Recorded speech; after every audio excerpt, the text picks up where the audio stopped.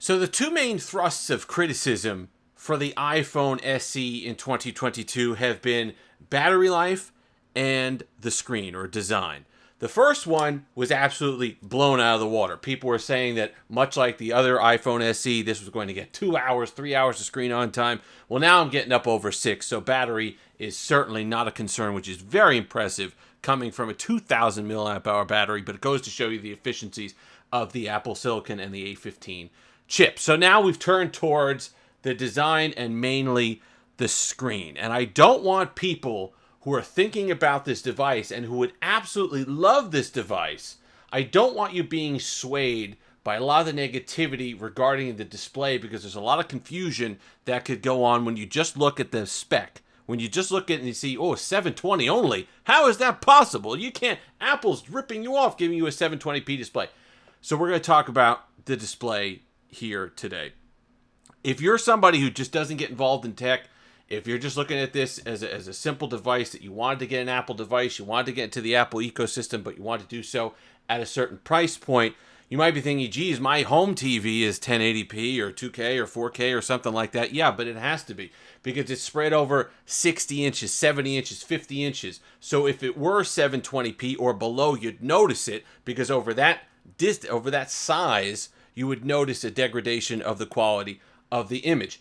Here, at 4.7 inches, you don't notice a problem at 720p. It's actually a little bit higher than that. I think it's like 750p or something like that. You don't notice it because the display is so small. So if you're looking at it, unless you're real up close on it, even then, at 326 pixels per inch, you're not noticing any pixels on the display, and it's perfectly sharp with great color. And that brings me to a point that not all 720p displays are built equal. And I've been getting that comment a lot, and it really throws me, saying, well, it's 720p, just the spec is bad, can't be good, sorry, no chance, 720p is bad, period, ended. I will tell you this, there are phones, other devices, that had LCD displays in them from last year, 2021, from 2020, with 1080p displays, that I would choose this display over those. Just because a panel meets a spec doesn't mean that it's quality or somehow better than another panel that you think has a spec, or a display or a phone that has that particular spec. 1080p panels on LCD and 720p ones can be poorly made. They can have bad pixel density, they can have washed out colors, they can have bleed through, they can have all sorts of things that make a panel a low quality display, even though the number, the spec, might technically be better. And that's with everything in life. So to think that it's somehow not the case on phones is disingenuous. So I want to clear that up. You will have absolutely zero issue looking at this panel. Zero. The colors are excellent.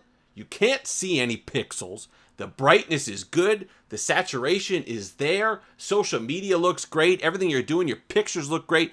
Everything you need is here on this display, even though the top line number, the spec, is only 720p when you're talking about the resolution of the display.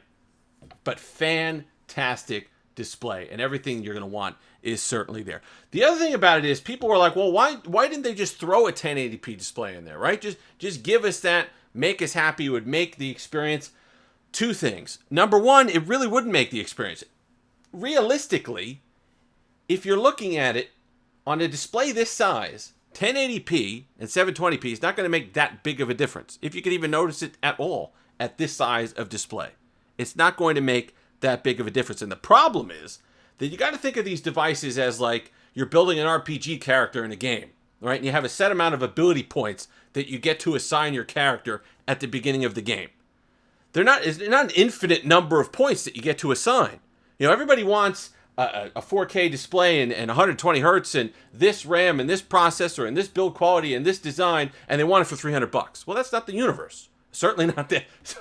Look, there's plenty of things that you could criticize Apple for, and one of them is that's certainly not the Apple universe.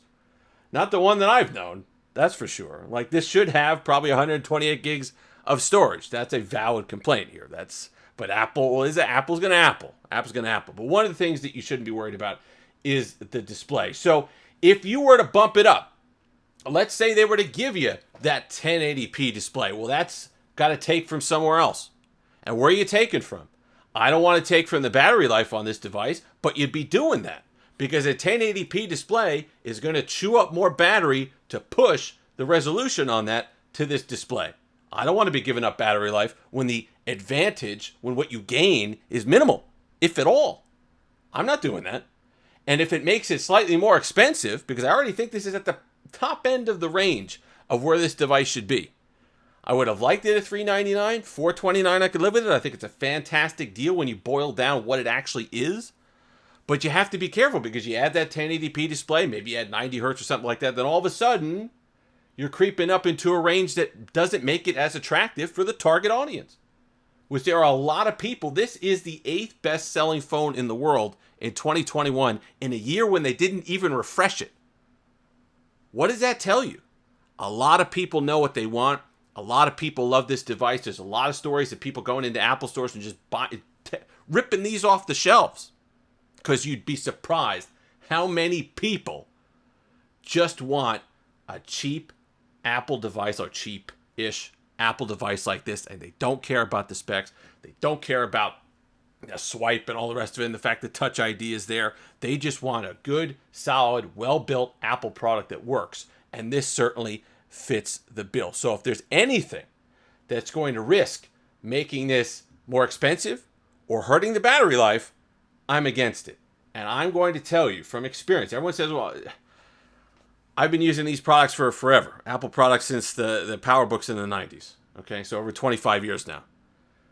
You pay. You pay. They make sure you pay.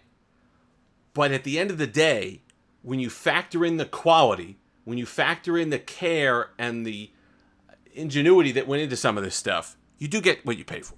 You do absolutely get what you pay for. So even though the specs on Apple stuff, until the A15 and they've kind of gone to their own silicon and they can kind of blow people out of the water with computing power, it was never really about specs for Apple devices. It was the refinement that they put into them and what they did and what they could offer as far as the seamless nature of the ecosystem. That's what it's like here. This is a fantastic display. I'm going to try to get as close as possible. The colors are there.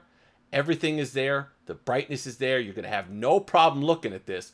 So don't be scared by that 720p headline because they're not all built equal. Not all created equal. And don't be scared by the fact that my home TV is 1080p. How could I possibly downgrade on my phone? It's not a downgrade because that 1080p is over 42, 48, 50 inches. And this is over 4.7 inches. And it's going to be sharp and it's going to be fantastic. And I'm telling you, it's a heck of a lot better than a lot of the 1080p washed out messes that are available out there that you might be tricked into buying. If you've made it this far, like, comment, subscribe, all that fun stuff. One of my favorite Islanders today, LongIslandWatch.com, link in the description. Have that Steve-alicious day.